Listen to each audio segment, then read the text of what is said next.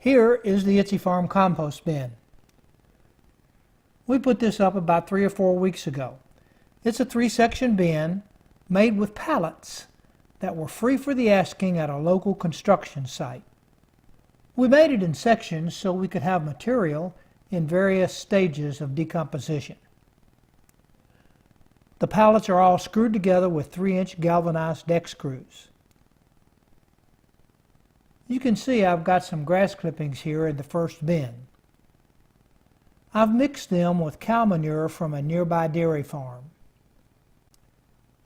It is in fact right next to the garden, and as you can see, right next to the power pole if I need that.